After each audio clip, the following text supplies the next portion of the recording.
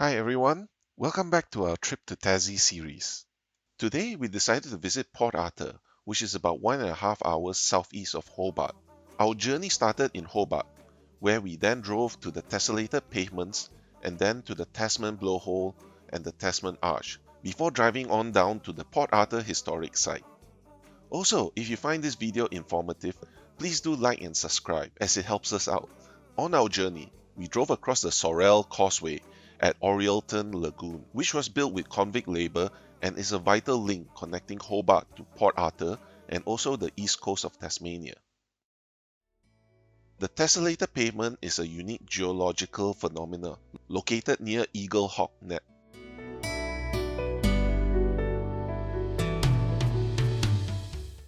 The rocks here fracture in a way that resembles rectangle pavements and appears man-made but is a natural occurrence. You can walk down to the beach from the car park to view the tessellated pavements, and during low tide, you can walk across the pavements and even as far as Clyde Island. The best photo opportunities are at sunrise or sunset, but our itinerary didn't allow it.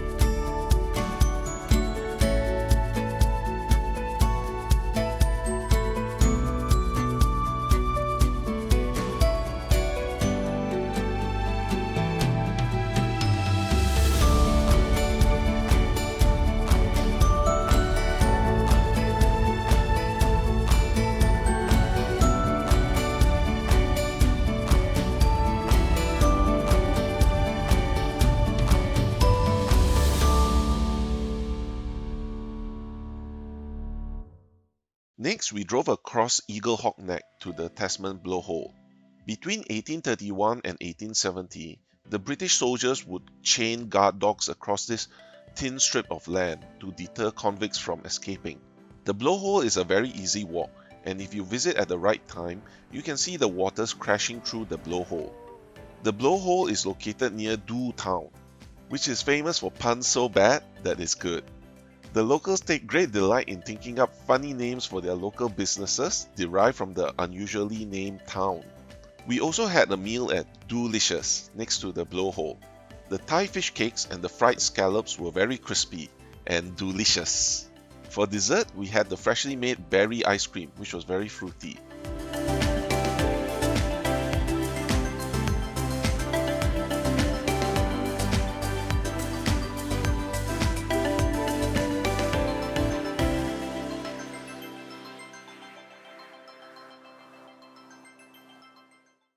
The Tasman Arch is located nearby and is a cavernous land bridge that you can walk over.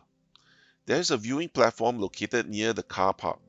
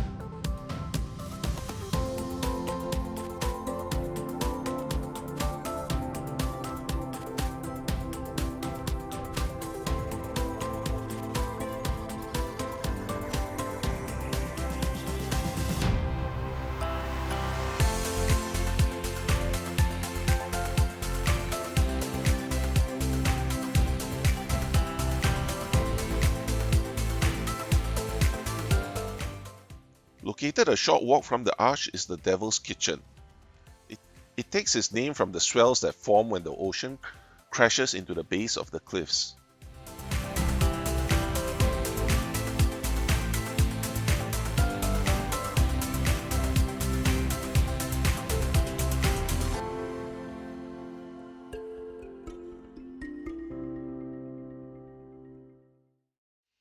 We then drove on down to the Port Arthur historic site. Port Arthur is a town and former convict settlement in Tasmania. It operated as a penal colony from 1833 to 1877. All tickets are inclusive of a guided tour, where you get a very informative history of the colony.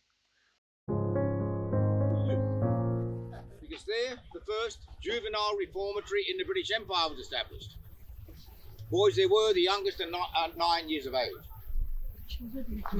So in Britain, age of 7, you're considered to be an adult for legal purposes. You commit a crime, you're tried in an adult court, there's no juvenile justice system. This is the beginning of it. At the age of 9, you can be plucked from the bosom of your family if you had one and banished over and beyond the seas, transported to the other side of the world.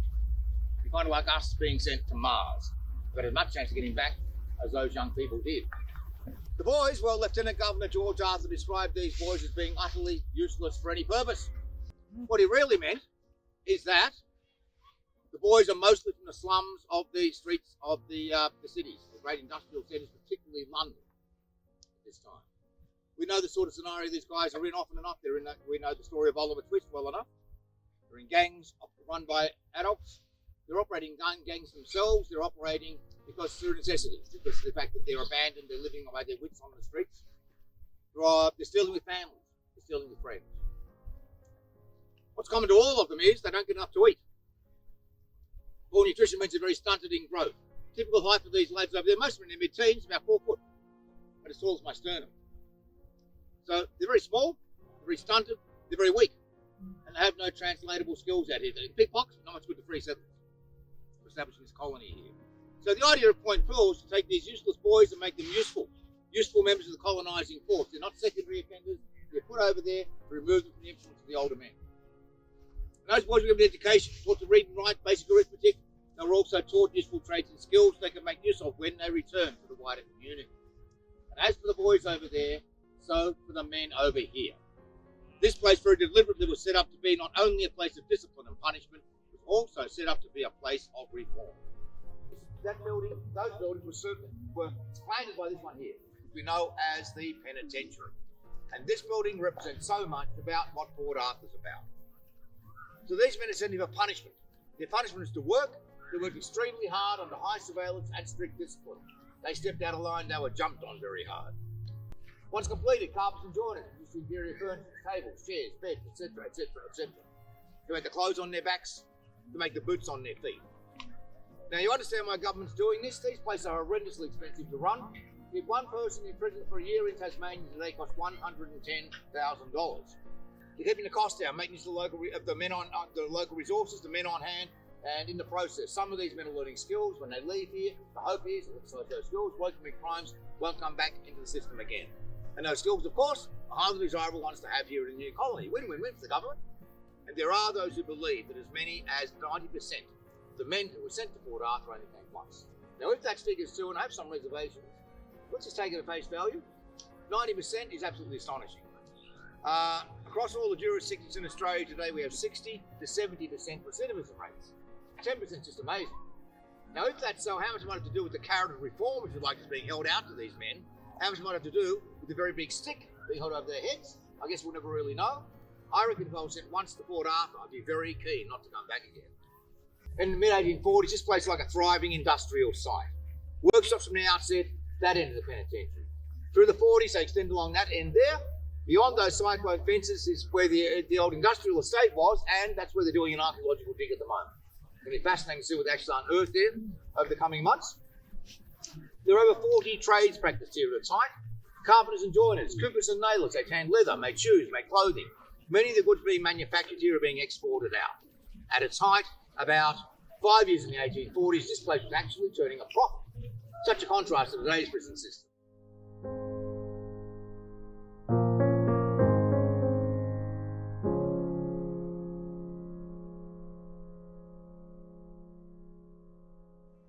For those with mobility issues, there is a free travel card to drive you between the sites.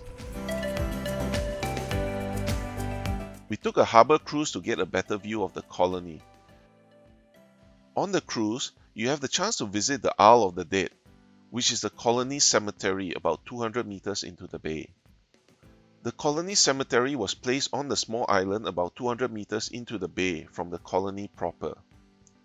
The Isle can only be visited on an escorted tour. You can also see the Point Pierce Boys Prison, which is located on the other side of the bay from the main colony.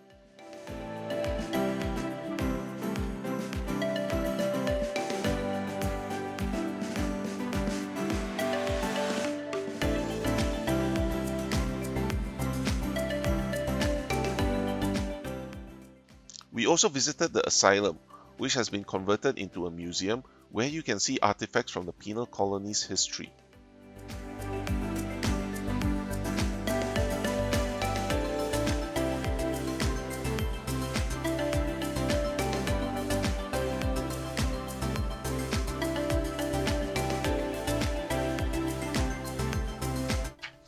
They're showing that in the 1920s, a lot of those women who got their mugshot done were very fashionable.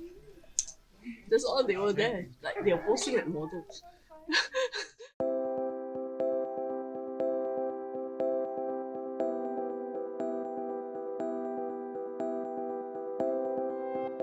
On our return to Hobart, we went for dinner at the Tonkotsu Ramen Bar.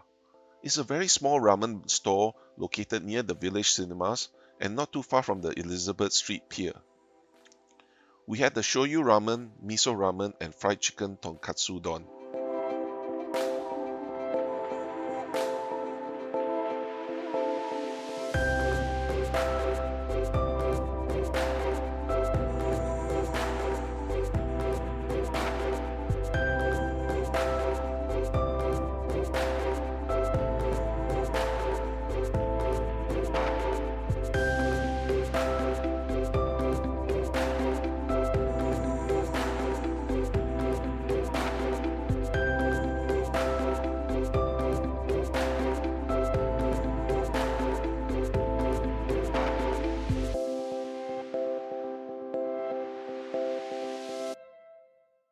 With that, this is the end of our video. Join us for the final episode where we visit the Woolmer's Estate, Mersey Bluff Lighthouse, and return to Melbourne via the Spirit of Tasmania.